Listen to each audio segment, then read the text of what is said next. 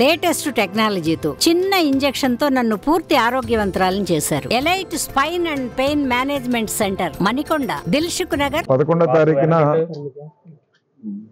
మా నాయకుడు పవన్ కళ్యాణ్ గారు కాకినాడ ఎలక్షన్ సందర్భంగా పర్యటిస్తామని చెప్పేసి ప్రకటన 18వ తారీఖున చేశారు. పోయిన నెల 18వ తారీఖున చేస్తే 20వ తారీఖున పర్మిషన్ పెట్టేశారండి వైఎస్ఆర్ పార్టీ వాళ్ళు.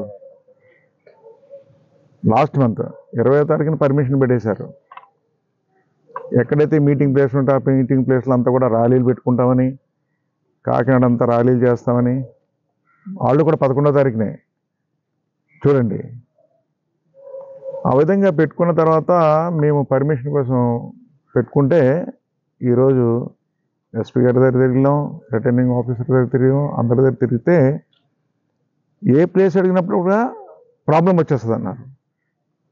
వాళ్ళు ర్యాలీ ఉంటుందండి, మళ్ళీ మీరు మీటింగ్ పెడితే మీకు ఇబ్బంది అయిపోద్దండి, కుదరదని చెప్పేసి ఈరోజు ఉదయం నుంచి తిరిగితే ఇప్పుడు అర్ధరాత్రి 12 అయిందండి. 12 గంటల వరకు ఈరోజు అవకాశం దొరకలేదు మాకు. 1 గంట అవుతుంది. ఆఖరికి మేము అడిగింది ఏది ఇవ్వలేదండి. ఫోన్లో ఏదైతే ఏదని ఒప్పుకున్నామండి, మా అడిగిన ప్లేస్ ఇవ్వలేదండి. అడిగిన ప్లేస్ ఇవ్వలే, ఏదైతే అయిందని చెప్పేసి వాళ్ళు ఇచ్చిందే తీసుకున్నామండి. ఇప్పుడు అయినా మీటింగ్ అక్కడే పెట్టుకుంటామండి. మీరు ఎక్కడ అడిగారు? వాళ్ళు ఇచ్చిందండి. మేము సామూత్నారం అడిగామండి, అదేవిధంగా ఆనంద భారతి గ్రౌండ్ అడిగామండి. మీకు తెలుసు కదా, ఆనంద భారతి గ్రౌండ్లో ఏ ముఖ్యమంత్రి వచ్చినప్పుడు ఏ సభలను అక్కడే జరుగుతాయి. అలాంటిది కూడా బ్లాక్ చేస్తారండి. అదేనా ఎవరు చేశారండి? వైఎస్ఆర్ పార్టీ కాదండి. వైఎస్ఆర్ పార్టీ ఏమో వేరేది పెట్టారు. ఈయనేంటి జాతీయ జనసేన పార్టీ.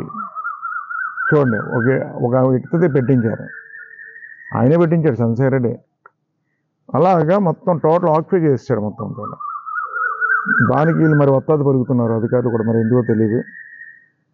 అంటే సిటీ అంతా వాళ్ళకి ర్యాలీ పెట్టుకొని పర్మిషన్ ఇచ్చినప్పుడు వేరే పార్టీ కూడా తిరుగుతుందని ఆలోచించాలి కదండి.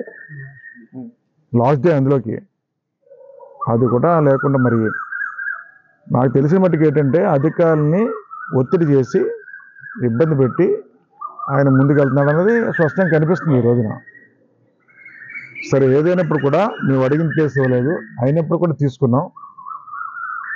ఎక్కడ చేసినా ఏ ప్లేస్లో చేసినా ఏంటి చంద్రశేఖర్ రెడ్డి ఓడిపోవడం ఖాయం. అంటే డిపాజిట్లు కూడా రావండి చంద్రశేఖర్ రెడ్డికి. ఆ ఓటం భయంతోనే ఈరోజు పవన్ కళ్యాణ్ కార్యక్రమం కాకినాడ జరగకూడదని ప్లాన్ చేశారండి వీళ్ళందరూ. పెద్ద ప్లాన్ అండి ఇది, పెద్ద ప్లాన్ చేశారు. ఏదైనప్పుడు కూడా మాకు నచ్చిన ప్లేస్ ఇవ్వలేదు, అడిగిన ప్లేస్ ఎక్కడ ఇవ్వలేదు. వాళ్ళు ఇచ్చిందే మేము తీసుకుని రేపు మీటింగ్ జరుపుతున్నాను ఈ సందర్భంగా తెలియజేస్తున్నా. ఏదైనప్పుడు కూడా ఈ రోజున కూటమి ప్రభుత్వం అధికారంలోకి వస్తుంది. రేపు అధికారంలో రాగానే ఏదైతే ఈరోజు చంద్రశేఖర్ రెడ్డి చేసిన విధానాలు ఉన్నాయో, ఏంటి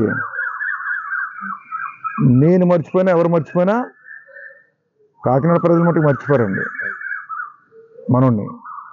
జీవితంలో మళ్ళీ ఇంకెప్పుడు పోటీ చేయలేడండి. జీవితంలో మళ్ళీ పోటీ చేయనా కూడా అనర్హుడు అవుతాడని సందర్భంగా తెలియజేస్తున్నా. నమస్తే అండి.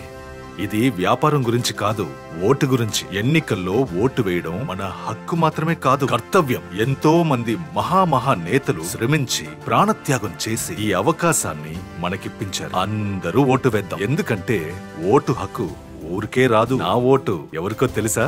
అది సీక్రెట్ అండి.